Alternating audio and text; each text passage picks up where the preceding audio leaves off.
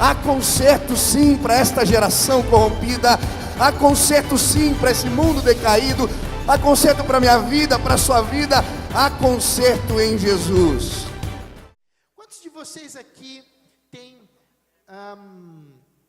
se tiver o Tiadre, você poderia trazer, na Tiadre tá? Tiadre, você poderia pedir para alguém trazer um copo de água para mim? Fazendo um favor? Quantos de vocês aqui tem uma pessoa para pedir conselho? Uma pessoa que você considera uma pessoa sábia, uma pessoa inteligente e principalmente uma pessoa temente a Deus, sabe? Obrigado gente, vocês são demais, obrigado, pode abaixar a mão já, obrigado, meus lindões, pode abaixar a mão. E na vida é essencial, é muito importante, nós que somos mais novos, vocês são mais novos que eu, várias gerações, nós temos sempre do nosso lado alguém, uma pessoa que nós procuramos orientação. Muitos aqui eu sei que essas pessoas são os pais. Valeu, Leozão, obrigado, querido. Pode pôr aqui, ó, no chão que a gente está sem. Obrigado, irmão. Né? Que são os pais. Às vezes você tem, né, em casa o teu pai, a tua mãe. Muitos aqui eu sei que infelizmente não moram mais ou com o pai ou com a mãe, ou por outras questões já perderam o papai e a mamãe. Mas mesmo assim, Deus pode colocar, e eu sei que Ele tem colocado pessoas muito sábias na sua vida, para te orientar, para te aconselhar. E essa noite é sobre isso que eu quero falar. Eu quero falar sobre um livro da Bíblia que fala sobre sabedoria. O livro inteiro, esse livro inteiro, ele vai falar sobre sabedoria. Para você ter uma ideia, ele, só no livro de Provérbios, que é o livro que nós vamos estudar aqui essa noite, o termo, a palavra sábio e sabedoria são usadas pelo menos 125 vezes. E é um livro que nós consideramos com várias orientações sábias por parte de Deus, que Deus deixou para nós. Agora, a sabedoria que a Bíblia nos ensina, não é a sabedoria como nós entendemos aqui nesse mundo. Por exemplo, às vezes você está com um cara lá no teu colégio, o cara é muito inteligente, domina toda a matéria, o conteúdo, né? E você fala, pô, esse cara é tão sábio, ele tem um conteúdo, ele sabe das coisas, ele tem conhecimento. Ok, você pode chamar ele de sábio, mas a sabedoria que nós entendemos de acordo com a Bíblia não é essa. Não é você ter conhecimento, não é você ter conteúdo. A sabedoria é você saber aplicar os princípios de Deus, as verdades da palavra de Deus nesse mundo.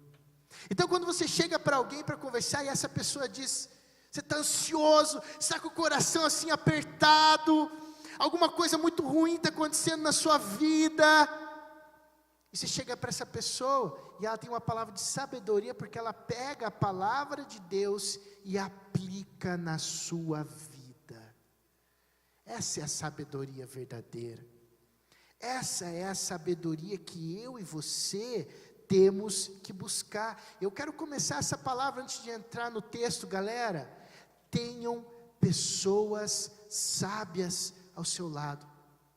Tenham pessoas que vão te orientar sempre no caminho de Deus. Sempre. Tenha pessoas mais experientes. Não tome decisões. Vocês são novos. Não tomem decisões antes de conversar com pessoas mais maduras. Pessoas que podem ter uma outra visão daquilo que você está passando. Ou que já passaram por aquilo que vocês estão passando. E pai e mãe são assim. Muitas vezes o que eles querem é passar essa sabedoria, por mais que você não entenda.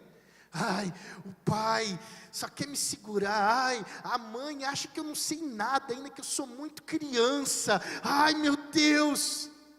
Mas na verdade, o que eles mais desejam é que você se dê bem, que você seja feliz, seja realizado. E ele já passou por aquilo que você está passando. Então valorize essas pessoas. Valorize pai, mãe, valorize líder de célula, valorize o teu supervisor de célula, valorize os pastores, os líderes que Deus tem colocado aqui na igreja, na sua vida. E às vezes a pessoa que Deus pode ter colocado na sua vida, pode ser até uma pessoa nem tão velha, né? Nós temos adolescentes aqui de 16, 15 anos, que são líderes de célula junto com um adulto. Nós cremos que esses adolescentes já têm uma experiência e já podem ajudar você que é mais novo também. Então procura, sabe, Deus vai estar te abençoando. Porém, hoje a sabedoria, ela não é mais tão valorizada no mundo, no nosso mundo. Antigamente os reis, eles tinham os sábios, e eles mandavam chamar os sábios para tomar qualquer decisão. Todo governante consultava os seus sábios antes de tomar decisões críticas. Nós tivemos vários desses sábios na Bíblia. José, por exemplo, no Egito, foi um sábio e ajudou na administração do Egito para que o povo não passasse fome. E é isso que Deus quer. Efésios 5,15 diz: portanto, vede prudentemente como andais, não como nécios, e sim como sábios. E nós vamos olhar então essa noite para o livro de Provérbios, esse livro que Deus nos deixou, e entender algumas algumas informações que ele tem para a minha e para a sua vida. E o tema central desse livro nada mais é do que viver com a sabedoria, viver na sabedoria de Deus. E olhando para a sua vida, nesses 10 anos que eu trabalho com adolescentes, eu tirei 2 grandes conselhos do livro de Provérbios que eu quero compartilhar essa noite com você. E se você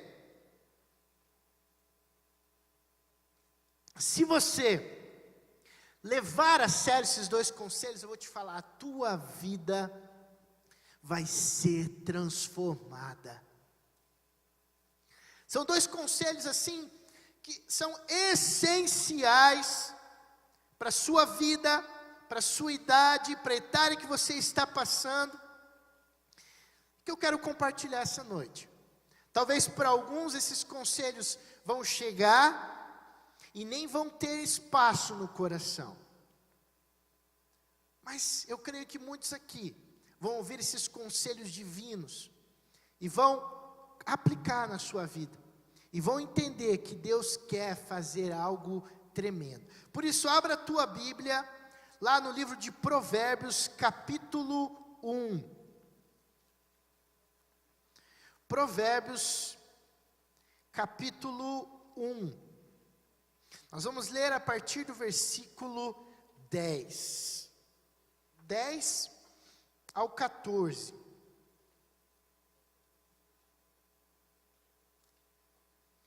Provérbios capítulo 1, versículo 10 ao 14. Diz assim: meu filho, se os maus tentarem seduzi-lo, não ceda. Se disserem, venham conosco, fiquemos de tocaia para matar alguém, vamos divertir-nos, armando emboscada contra quem de nada suspeita, vamos engoli-los vivos, como a sepultura engole os mortos, vamos destruí-los inteiros, como são destruídos os que descem a cova. Acharemos todo tipo de objetos valiosos e encheremos as nossas casas com o que roubarmos. Junte-se ao nosso bando, dividiremos em partes iguais tudo o que conseguimos. Versículo 5 também, 15 também, desculpa. Meu filho, Não vá pela vereda dessa gente, afaste os pés do caminho que eles seguem. Então, o primeiro conselho que eu quero deixar para você aqui essa noite está lá no versículo 10. Meu filho, se os maus tentarem seduzi-lo, não ceda. E aqui, no contexto que Provérbios foi escrito, era um contexto onde a violência era muito constante e muito comum. Então, um exemplo que o autor usa, ele usa um exemplo que talvez não seja comum para mim e para a sua realidade. Mas ele diz assim: meu filho, não ceda se os maus tentarem seduzi-lo. Se, por exemplo, chamarem você para matar alguém. Eu espero que ninguém aqui tenha sido convidado para assassinar alguém. Eu espero. E depois ele continua dizendo assim: vamos roubar, vamos achar objetos valiosos, encher a nossa casa com o que roubarmos. Espero também,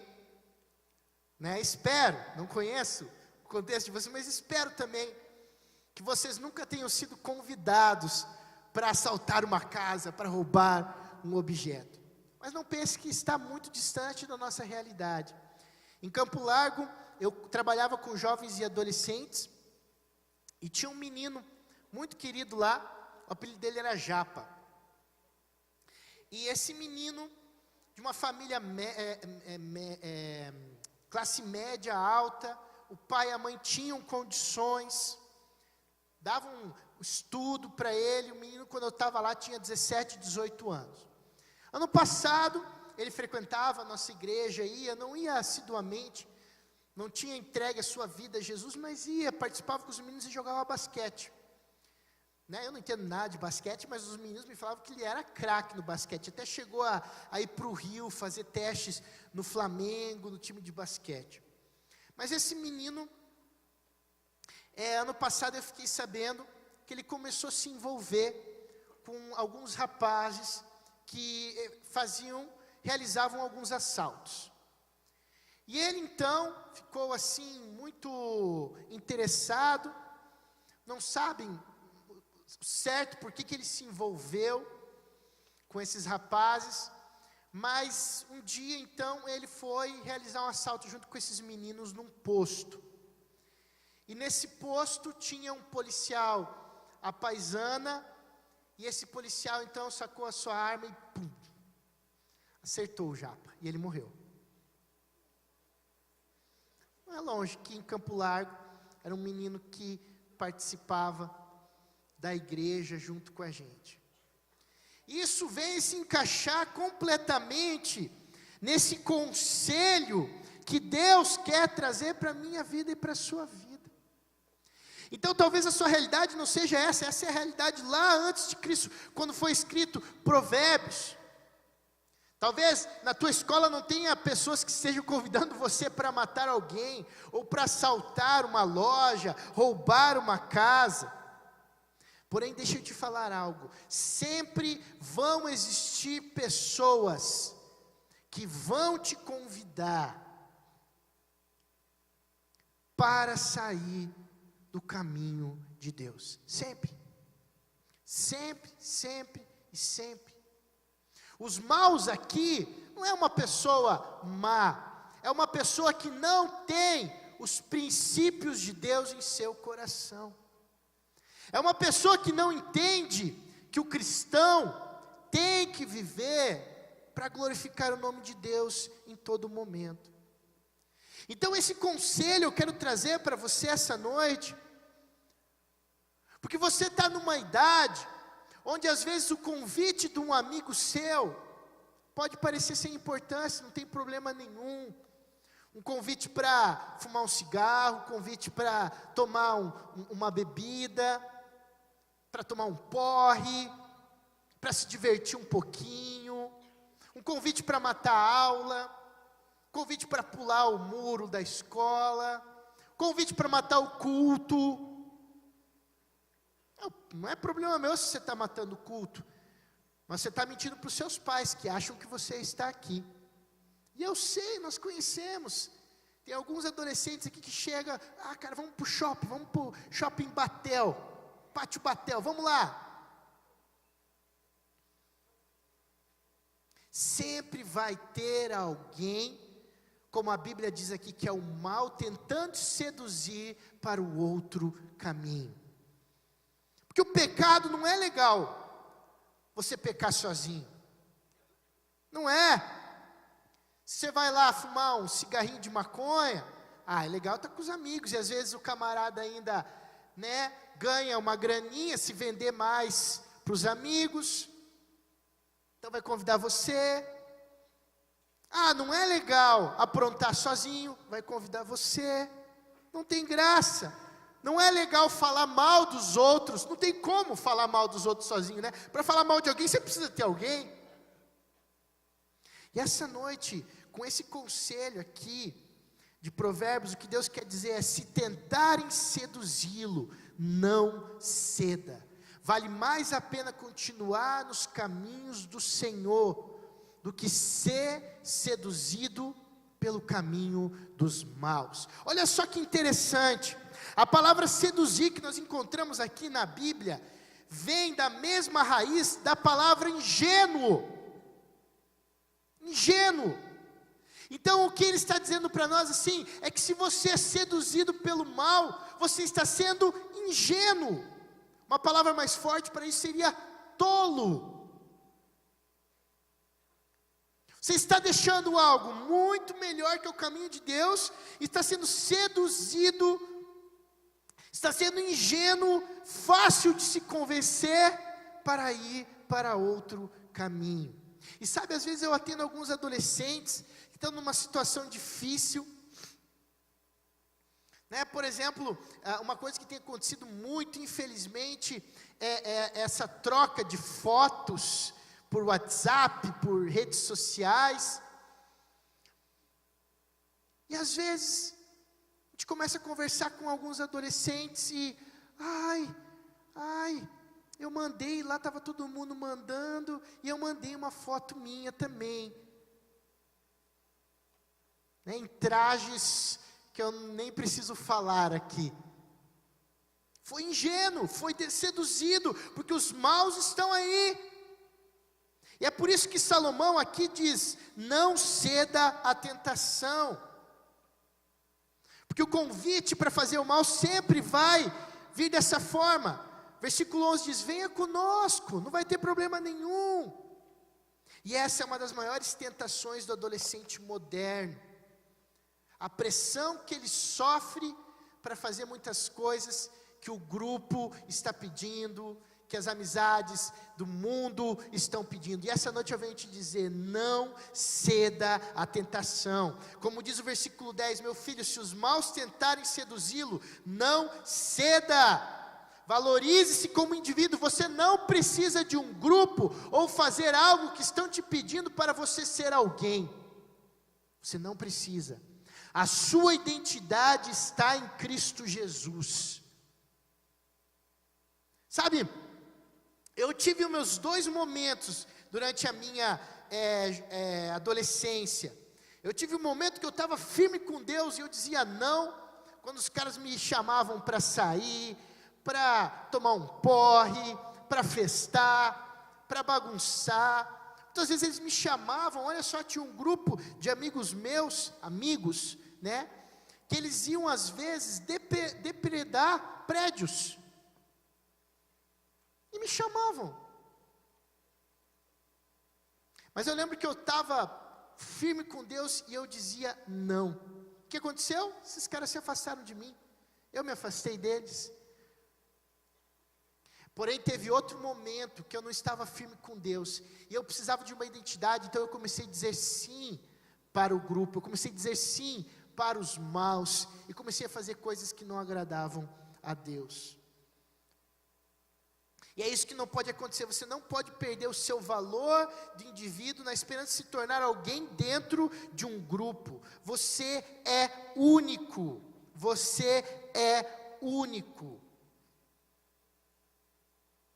E aqui não se trata, o texto fala sobre violência, mas não se trata só de violência física, mas moral.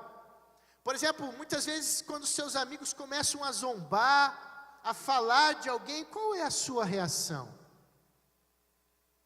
Você é levado também? Você cede?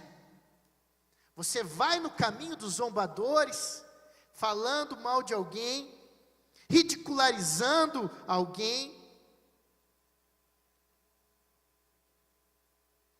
Quem poderia pensar que para algumas pessoas isso é algo ruim, para outras pessoas isso é motivo de festa? Eles não têm nada no coração e a alegria deles é zombar, a alegria deles é machucar as pessoas, desejam tirar vantagem em tudo. E eu quero te dizer essa noite, não ceda à tentação. Você não precisa estar dentro de um grupo, fazendo coisas que desagradem a Deus para você ser alguém. Eu lembro que eu tinha um amigo meu, quando eu era jovem, e esse rapaz, ele estava se guardando para o casamento dele, ele entendeu que ele precisava se guardar virgem para o casamento, ter relação sexual só com a sua esposa depois do casamento, mas ele começou a sofrer uma influência do grupo, e os amigos dele começaram a dizer para ele: cara, desencana disso, isso é besteira, não. E no começo ele foi firme, ele disse: não, eu vou me guardar, né? Eu amo a Deus, Deus tem algo maravilhoso para mim, eu sei das promessas que Ele tem, eu vou me guardar. Mas daí aquele grupo que ele continua andando, ele não se afastou deles, começaram a influenciar ele cada vez mais, até que um dia, ele aceitou o convite daqueles meninos, e eles foram, e ele falou: não, hoje eu vou perder a minha virgindade. E os amigos dele, vibrando com ele: isso aí, cara, que besteira, se guardar para o casamento, isso não existe mais. É o que o mundo pensa, E esse menino então foi com os outros, eles foram até na rua, né, conseguiram uma prostituta, pagaram para ele, e esse menino então me liga de madrugada, lembra até hoje, ele me liga de madrugada assim: Lelo, eu falei: cara, calma, o que aconteceu? Por que você está tão desesperado? Lelo, eu não acredito no que eu fiz, eu estava me guardando, e eu fui influenciado, eu fui na onda dos meus amigos, e agora, né, eu acabei tendo relação com uma prostituta, e ele me ligou triste, porque ele tinha perdido a virgindade dele, algo tão precioso que era para ele. Por quê? Porque ele cedeu à tentação dos maus. Isso vai acontecer todos os dias. Todos os dias. Outro rapaz veio dar o testemunho dele para mim, 15 anos escravo das drogas, 15 anos. Ele disse assim: pastor, se eu não tivesse aceito o primeiro baseado, quando alguém me ofereceu numa festa aquele baseado, do baseado ele foi para a cocaína, da cocaína para a pedra. E ele falou assim: se eu não tivesse aceito aquele primeiro baseado naquela festa, eu não teria ficado escravo 15 anos das drogas. Os maus estão ali para oferecer, para te convencer. E o que a Bíblia nos ensina é: meu filho, se os maus tentarem seduzi-lo, não ceda. Não ceda.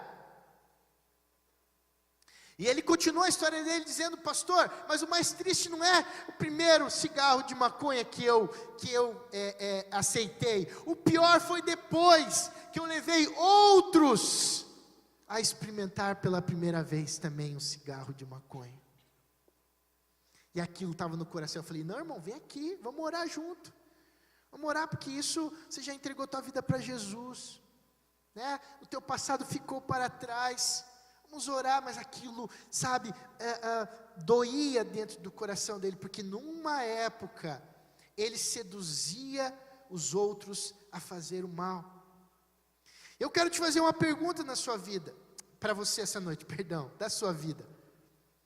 Assim como diz que aquele que é seduzido é ingênuo, eu quero fazer uma pergunta: você tem sido ingênuo na sua vida? Você tem sido influenciado por outros? Talvez na escola, talvez no seu bairro, talvez no seu condomínio, talvez amigos teus da infância que ainda não conhecem a Cristo e falam para você: não, cara, vamos fazer isso, não tem problema nenhum. Você tem sido ingênuo. Você identifica na sua vida, às vezes, pessoas ou círculos de amizades que têm te influenciado para o mal.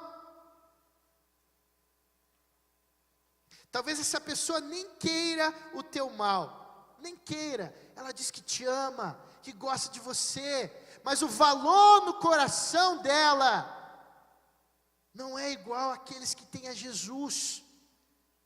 Eles não entendem o que é pecado, eles não entendem viver uma vida santa.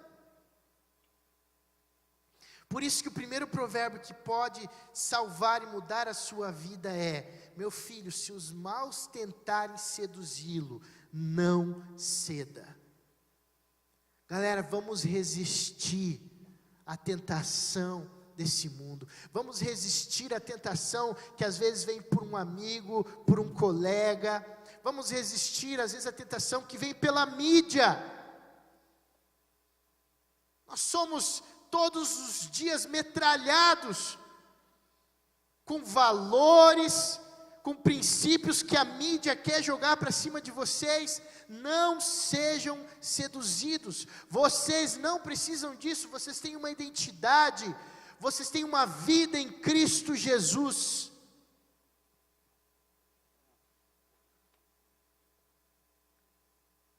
O que você precisa mudar na sua vida? Eu vou te falar como eu falo para todos os adolescentes. Se você tem sido influenciado por um grupo de amigos que você está inserido, e você quer mudar a sua vida, a melhor coisa é você se afastar daqueles que têm te feito mal, que têm te influenciado para o mal. Mas isso depende de uma decisão sua. Já aconteceu várias vezes, adolescentes nossos irem para acampamento, e acampamento nós vivemos uma intensidade maior com Deus, e lá eles entendem: pastor, eu preciso mudar minha vida, pastor, eu uso drogas, porque eu ando com esse amigo meu, pastor, eu tenho mentido para os meus pais, faltado aula, porque eu tenho feito isso com esses meus amigos. Então ele te fala a hora, ele entrega a vida para Jesus, ele toma uma decisão de mudar, mas chega aqui, quando eu olho, ele está com as mesmas amizades. Aí eu chego: cara, você não falou que queria mudar? Ah, mas é que eles são meus amigos aqui, ó, do peito, aqui, ó, verdadeiros, sabe? Olha, eu não posso largar eles. Eu falo: então, me desculpe, se você não largar essas influências, você não vai conseguir mudar a sua vida. Se os maus tentarem seduzi-lo, não ceda. Essa é a primeiro provérbio, primeiro conselho que eu quero deixar para você essa noite. Segundo conselho, está lá em Provérbios 11, 12. Tentei pegar duas áreas que têm afetado muito a vida dos adolescentes. Uma são os relacionamentos, né? Tanto aqui dentro como fora. Não pense também que aqui só, na igreja só tem santinho não, viu? Ainda mais uma igreja grande como essa. Ah, pastor, você está falando dos caras lá de fora. Se o cara diz que está na igreja, beleza, eu posso andar com ele. Negativo, depende. O cara tem que ter uma vida temente ao Senhor. Lá fora você pode ter amigos, mas é claro, deve ter amigos. O que eu quero dizer essa noite é que se esses amigos estão te influenciando e te levando para um caminho que não adora a Deus, saia, não seja seduzido. E o segundo conselho está lá em Provérbios 11, 12, que é algo muito comum, não só para o adolescente, mas para o homem, para nós seres humanos, como nós precisamos de uma transformação de Deus nessa área. Diz o seguinte, Provérbios 11, 12: o homem que não tem juízo ridiculariza o seu próximo, mas o que tem entendimento refreia a língua. Vamos ler novamente? Provérbios 11, 12. O homem que não tem juízo ridiculariza o seu próximo, mas o que tem entendimento refreia a sua língua. Meu irmão, se você dominar a sua língua, deixar o Espírito Santo de Deus dominar a sua língua, você vai ter a sua vida transformada. Mas como é difícil, sabe? Mas infelizmente eu tenho visto adolescentes que estão usando palavras para afetar e destruir a vida de outros adolescentes, e não só com palavras ditas assim, mas principalmente com palavras escritas através das redes sociais, através do Twitter, do Instagram, do Facebook. Hoje não se fala mais com a boca, e sim com os dedos. Por exemplo, eu sempre brinco com vocês, né? Parece que começa o namoro pelo WhatsApp, o cara nem pede mais a menina de namoro, ele pede pelo WhatsApp, quer namorar comigo. Aí eles têm todo o relacionamento pelo WhatsApp, as brigas são pelo WhatsApp. Aí chegam lá no gabinete e falam: Lelo, eu briguei com a minha namorada. Eu falei: vocês brigaram? Vocês se falaram? Não, foi por WhatsApp. É uma realidade. Se discute por WhatsApp. Termina-se namoro, termina-se amizade por WhatsApp. Fala-se tudo por WhatsApp. E quando não é escrito, é o áudio, né?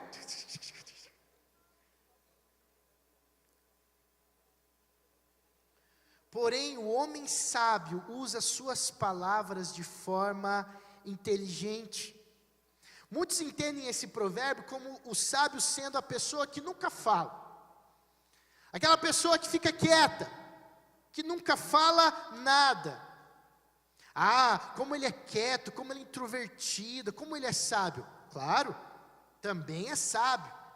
Mas não é isso, só isso que esse provérbio está afirmando. E sim, que existe a maneira certa de se falar com alguém. E se você precisa falar com alguém, com essa pessoa, existem coisas que você nem precisa falar. Salomão está falando sobre o orgulhoso, os que têm conhecimento de determinado assunto, e por se achar superior, quer ridicularizar, ou quer o tempo inteiro ensinar os outros. Mas o verdadeiro sábio refreia a sua língua para não ridicularizar ninguém, e depois pode até usar suas palavras para ensinar aquela pessoa. Infelizmente hoje existe uma moda em nosso meio, de que você não pode, você não precisa, é saudável você não guardar mais nada. Você tem que falar tudo para a pessoa, tudo. E tem pessoas que têm aderido a essa moda, e falam, machucam com palavras, a todo momento. Eu vou te falar uma coisa: se você tem aderido a essa moda, e acha que, não, meu psiquiatra, meu psicólogo, meu analista disse que eu preciso pôr para fora, então se eu acho alguém feio, eu chego e falo, você é feio. Vou te falar uma coisa: não faça isso. Primeiro, você vai afastar todas as pessoas ao seu redor, porque palavras machucam, e como machucam. Segundo, não se ache orgulhoso a tal ponto que você é a pessoa que vai ensinar todos ao seu redor. Não, e seja sempre pronto a ensinar e a ser ensinado. Algo que eu guardo dentro do meu coração, eu sempre falo para os adolescentes, eu sempre aprendo com cada adolescente. Cada adolescente que vem conversar comigo, cada adolescente que chega lá no meu gabinete para conversar, eu aprendo com o adolescente. Não importa, tem 12, 13 anos, nós devemos aprender com as pessoas. Você nunca será o dono de toda a verdade, todo o conhecimento. Nunca. Ah, Lelo, mas eu tenho dificuldade, eu falo às vezes sem pensar. Como que eu vou trabalhar isso no meu coração? O pensamento sempre vai estar lá. Agora, o que você vai fazer com esse pensamento? A palavra vem, mas e aí? Será que não é possível você pedir ao Espírito Santo para que te dê domínio próprio de não sair falando, metralhando as pessoas com as suas palavras e machucando as palavras? Uma vez aconteceu uma situação bem interessante. Eu estava conversando com uma adolescente mais velha, mais madura, acho que ela tinha 16, 17 anos, e chegou ali uma adolescente nova, de 12, 13 anos. Ela chegou para mim, com esse jeito todo espalhafatoso, assim, dos adolescentes, principalmente os menores. E ela chegou pastor, isso aqui eu preciso falar com você. E essa outra menina mais velha chegou, sua mal educada, e não sei o quê, e já aproveitou e começou a falar um monte de coisa da menina. Deu, ei, calma aí, segura aí. Eu falei, primeiro, não está certo o jeito que ela chegou e tal, mas menos ainda está certo a maneira como você falou com ela. Ah, mas não tem o que falar. Se você quisesse falar algo, você poderia falar com ela da maneira certa. Ah, oi moça, só um pouquinho, você já conversa com o Lelo, tá? Deixa eu só terminar o meu assunto. Existem formas e formas de você falar com alguém. Você não precisa achar sempre que a tua verdade, a tua forma, que você precisa sempre ensinar os outros, é a correta. Não, tome cuidado com a sua língua. O controlar a língua está diretamente ligado ao domínio próprio. Provérbios nos orienta mais sobre isso. Olha só, Provérbios 12, 16. O insensato revela de imediato o seu aborrecimento, mas o homem prudente ignora o insulto. Quando eu era adolescente, eu sempre fui um cara da paz, nunca briguei. Eu só briguei 2 vezes no bendito futebol. Estava lá jogando bola, e de repente tinha uma discussão, e eu brigava, e daí empurrei o cara um dia e tal, nem me reconheci, queria ir para cima do cara, tão nervoso que eu estava. Aí eu entendi, que quando eu jogava futebol, eu não era mais o mesmo, eu não era mais o Lelo. Então eu fiz um trato com Deus. Deus, eu não vou mais jogar bola, até o Senhor me dar domínio próprio, eu entender que eu consigo jogar bola para me divertir, a gente joga bola com a piazada, tem uns aí que ficam loucos, nervosinhos, eu era assim, pior ainda, e parei de jogar bola, e gostava muito, e parei de jogar bola, fiz um compromisso com Deus. Passou o tempo, acho que passou uns 7 meses, eu fiquei sem jogar bola. Eu falei, Senhor, agora eu vou voltar a jogar bola, eu creio que o Senhor tem me ajudado, tem buscado mais, e voltei a jogar bola. E foi incrível o que Deus fez na minha vida. Eu conseguia me divertir jogando bola. Até que um dia, eu estava jogando bola com o meu primo, Você sabe quem tem primo, né? Às vezes é que nem irmão, a gente se pega. E eu lá jogando bola com meu primo e tal, jogando, times adversários.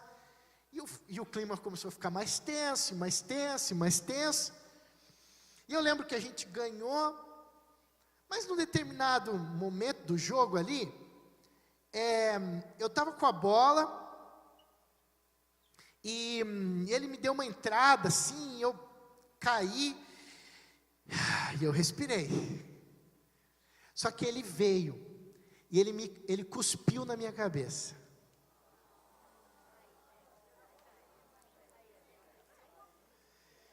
Ele veio assim, eu já estava no chão, ele passou assim por mim e...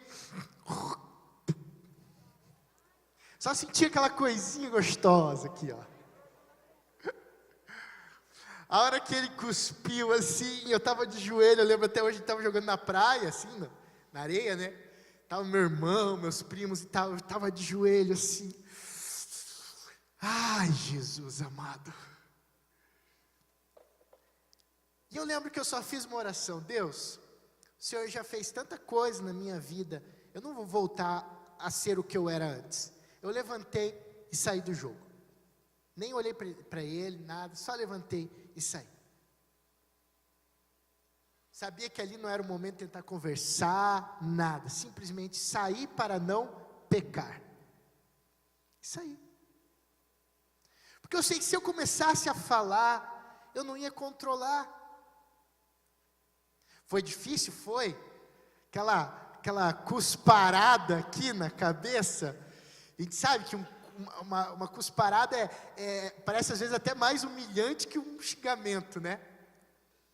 E eu fiquei quieto. Depois ele veio, pediu perdão para mim. Eu perdoei, claro. Mas o que acontece? As palavras estão diretamente ligadas ao domínio próprio. Você tem domínio próprio? Para conseguir controlar as palavras que saem da sua boca? Provérbios 12, 23, a pessoa prudente esconde a sua sabedoria, mas os tolos anunciam a sua própria ignorância. Provérbios 13, 3, quem toma cuidado com o que diz, está protegendo a sua própria vida, mas quem fala demais, destrói a si mesmo. E são vários outros versículos que falam sobre a língua, que falam sobre a palavra dita, e como ela pode destruir outras vidas, e a sua vida também.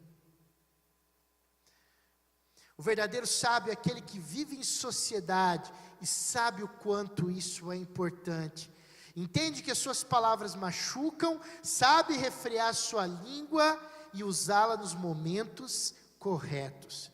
Você pode conversar com o seu amigo sobre algo que às vezes está te machucando, ou que você acha que ele está fazendo errado, mas basta a forma que você vai conversar. Muitos adolescentes cristãos entendem a palavra exortar na Bíblia, que é uma palavra que você sabe o que é certo, e você precisa exortar, ensinar aqueles que não sabem, não conhecem, estão fazendo algo errado. Não. Exortar não é isso. Exortar não é chegar na voadora em alguém.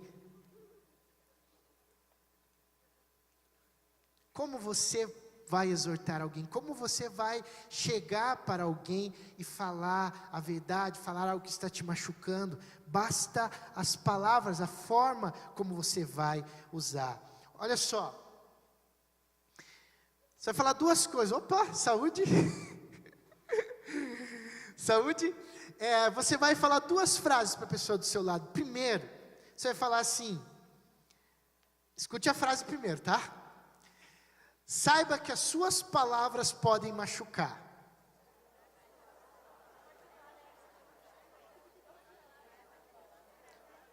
Tá? Saiba que as suas palavras podem machucar. Não pense que só os outros, só as palavras dos outros que machucam. Não, você também tem que tomar cuidado com as suas palavras. Então, a segunda frase fale assim: portanto, saiba como usá-las. Então, as suas palavras podem machucar, portanto, saiba como usá-las. E a melhor forma da gente usar as nossas palavras é quando elas estão, a nossa língua, né, está debaixo do controle do Senhor Jesus. Mas, Lelo, como que eu vou fazer isso? Orando. Eu todos os dias oro. E na minha lista de oração está lá: Senhor, por favor, pega o controle das minhas palavras, do meu coração e da minha mente. Eu gostaria de ler uma história para vocês, verídica, de quanto uma palavra pode machucar. Um adolescente, ele havia perdido o pai dele, mas o relacionamento dele com o pai era muito difícil. E o pai, infelizmente, já havia morrido. Mas ele e o pai brigavam demais. E depois que o pai dele faleceu, ele começou a frequentar uma escola diferente. A mãe dele achou que seria melhor ele mudar de escola, porque ele não estava tendo mais amizades naquela escola. Ele mudou de escola então. E um dia, ele estava lá na sala dele, a professora fez uma pergunta, e ele tentou responder. Ah, professora, tal, não sei que pergunta que foi, né? Matemática, por exemplo. Ah, quanto é 2 mais 2? 5 é? Então ele respondeu que nem vocês, 5, respondeu errado daí. E daí o cara, um colega dele lá da sala de aula, falou: nossa, que piá burro. Falou alto assim, para todo mundo ouvir.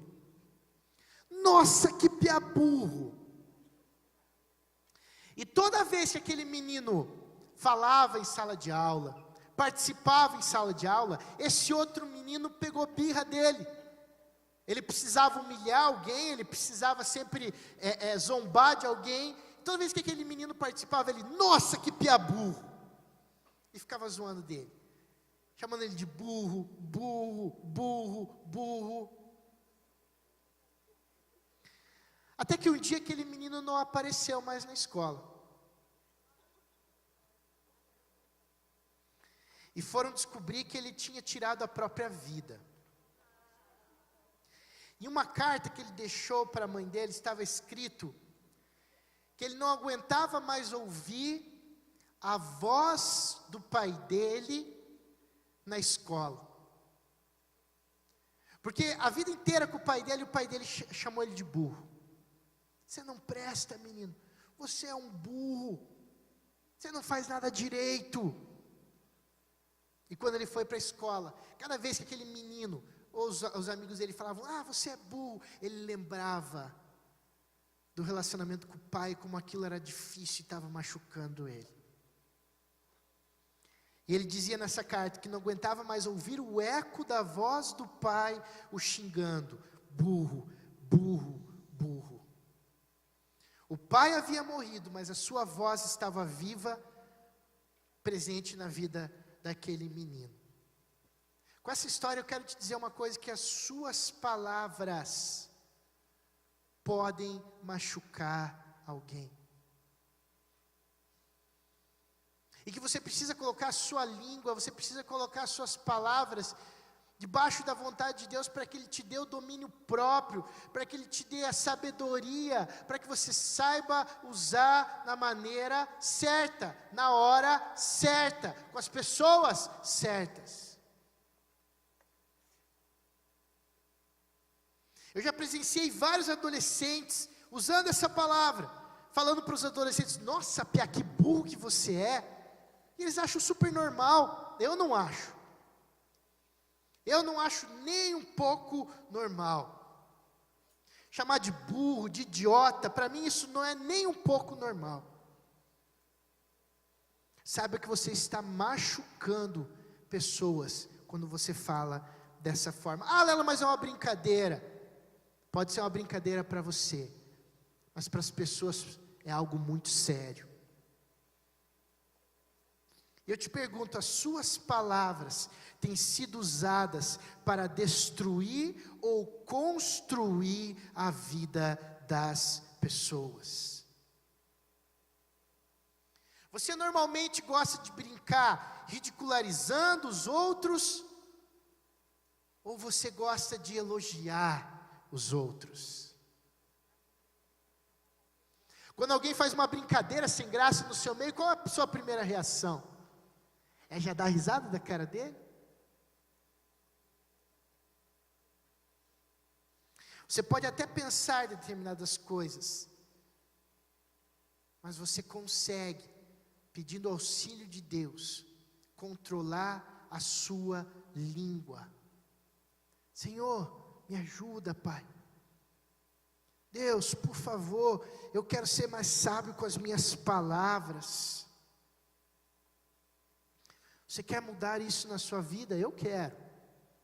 Eu quero ter mais domínio próprio. Eu quero saber controlar e usar as minhas palavras. E você? Eu queria convidar o pessoal do louvor para subir aqui.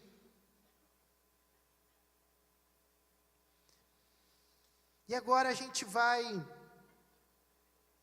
estar orando. A gente vai estar orando e pedindo a Deus que Ele nos ajude. Se essa noite você entendeu que você precisa de ajuda nessas duas áreas, nesses dois conselhos que Salomão deixa para nós, eu quero orar com você. Se você entende que você tem sido influenciado pelos outros, que você não tem conseguido dizer não muitas vezes, eu quero orar por você. Eu estou terminando, feche os seus olhos, não comece a conversar. Pessoal lá de trás, chega de conversar.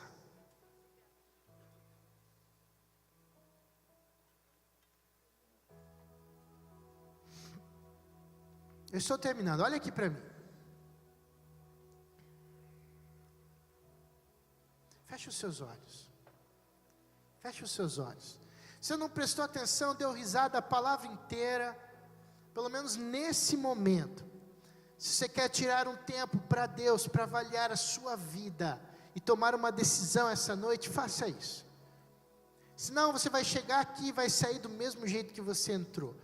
E esse culto, esse tempo aqui não serviu para nada, nada.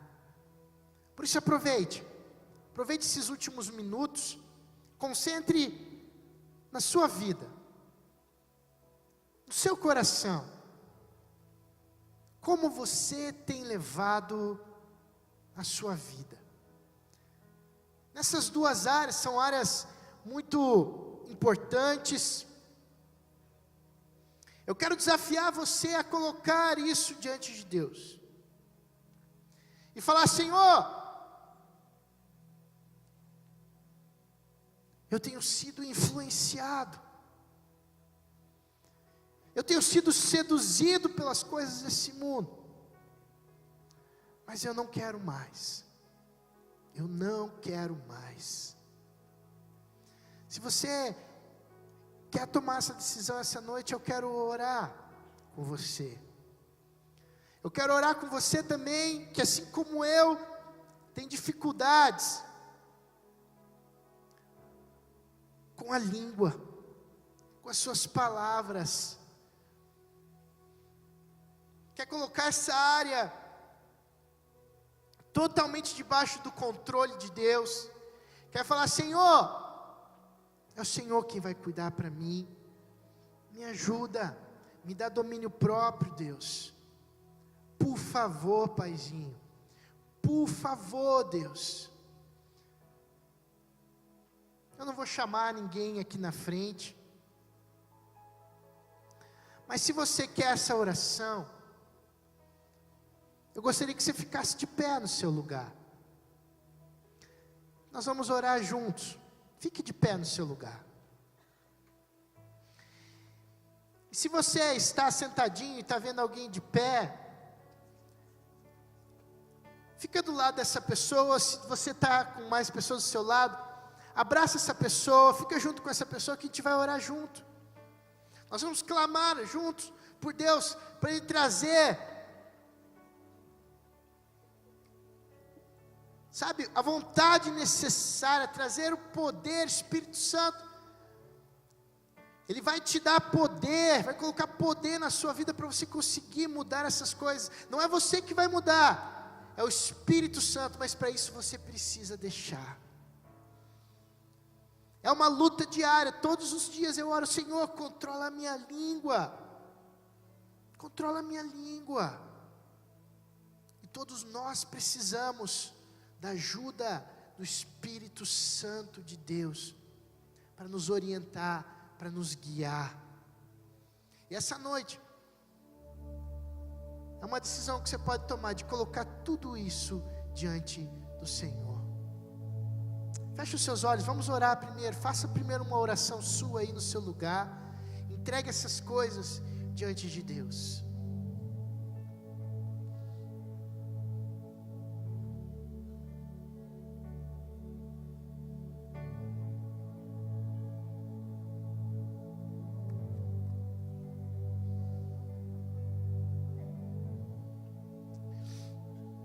Agora vamos orar juntos. Senhor, nós estamos aqui reunidos, Pai.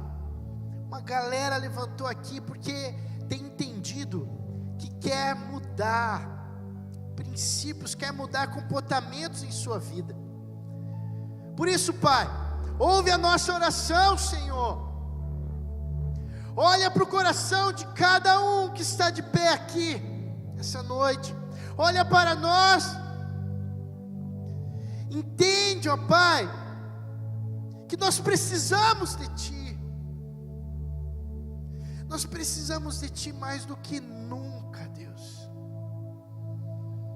É só com o Senhor que nós vamos transformar a nossa vida. Nós vamos conseguir dar esse passo em direção a tudo aquilo que o Senhor tem para nós. Por isso, olha, Pai, o coração de cada um aqui essa noite. E nos ajuda, Pai, nos ajuda. Abençoa aqueles que estão com dificuldade de dizer não para os seus amigos, estão sendo influenciados.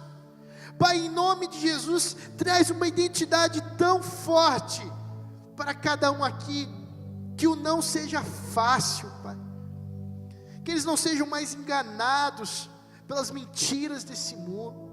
Também abençoa cada um aqui que está de pé, porque entende que precisa controlar mais a sua língua, as suas palavras. Oh, Paizinho, nos abençoa, Pai, nos ajuda. A Bíblia diz que o fruto do Espírito Santo, uma das características é o domínio próprio. Por isso, nos ajuda, Pai. Derrama sobre as nossas vidas o domínio próprio que vem do Senhor verdadeiro, Pai. E que a gente consiga, ó Pai, controlar, Deus, a nossa língua, que a gente consiga entender, ó Pai, tudo que o Senhor tem para nós. Faz isso, Senhor. Faz isso, Pai. Derrama a sua bênção e o seu cuidado sobre nós essa noite, em nome de Jesus. Amém e amém. Há conserto sim para esta geração corrompida. Há conserto sim para esse mundo decaído. Há conserto para a minha vida, para a sua vida. Há conserto em Jesus.